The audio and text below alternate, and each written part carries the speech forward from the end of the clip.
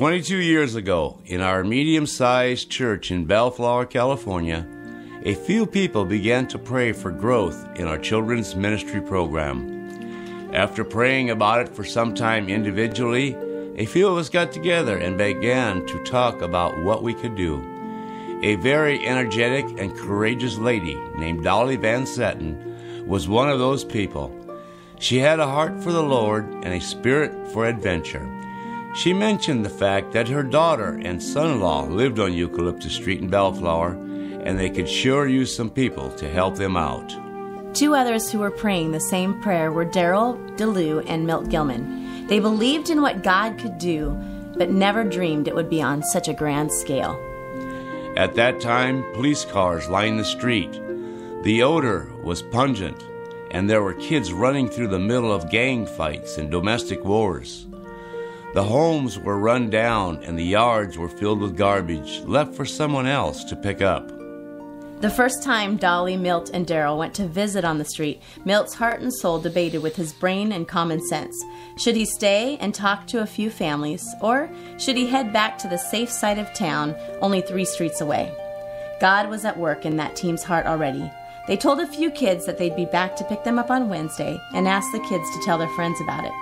When they arrived Wednesday evening, 4 kids waited on the curb with their permission slips. Milt was saddened by the fact that there weren't many kids, but he welcomed them anyway. The following year, on the way home from church, I asked one of the kids if his family had decorated a Christmas tree yet. The child explained that his family didn't have a Christmas tree because they couldn't afford it. The next day, we were there on the doorstep with a Christmas tree and decorations. Christmas has never been the same since that evening.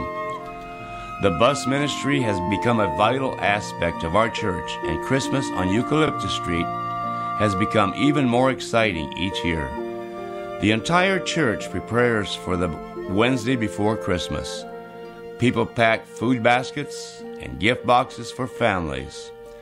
The day is filled with preparations, from wrapping gifts to counting blankets to sorting cans and arranging gifts. We have a circle of prayer with over 60 people committing the night to God and asking for safety.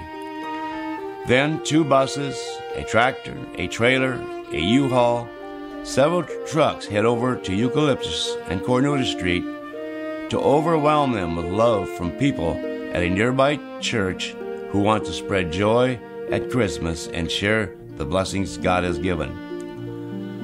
One of the first years we went, one family said they wanted to have a Christmas family photo. So we snapped a quick shot of them and promised we'd be back with their gift.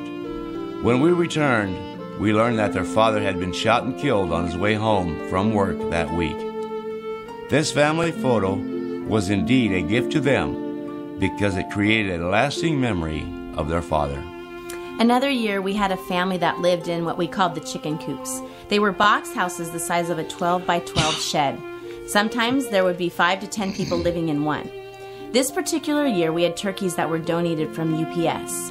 When we gave the family the turkey, they thanked us as if we had just given them $1 million. The awesome thing was that the next time we came back, they gave us a Rubbermaid container filled with frozen turkey soup that they had made from all of the canned goods and turkey in the food basket.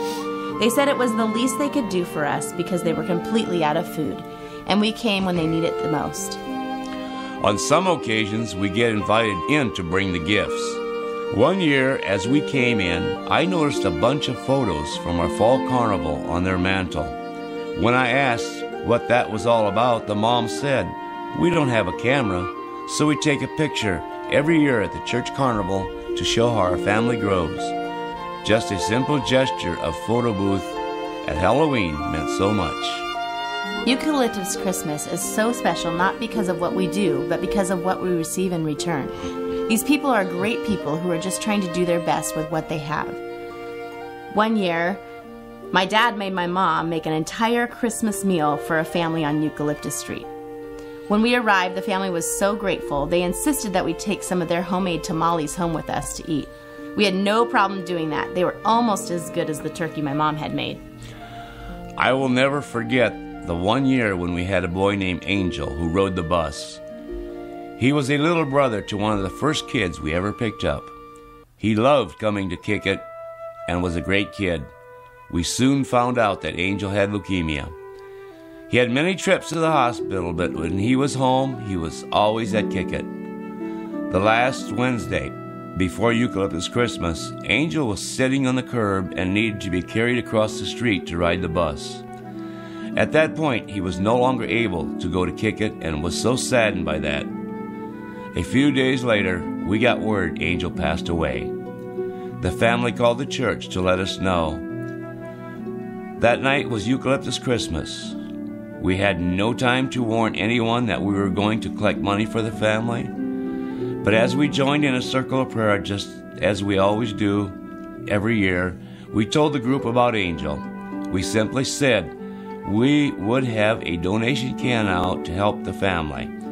That night alone, Bethel stepped up to give over $1,500 to the Morales family to help with funeral arrangements.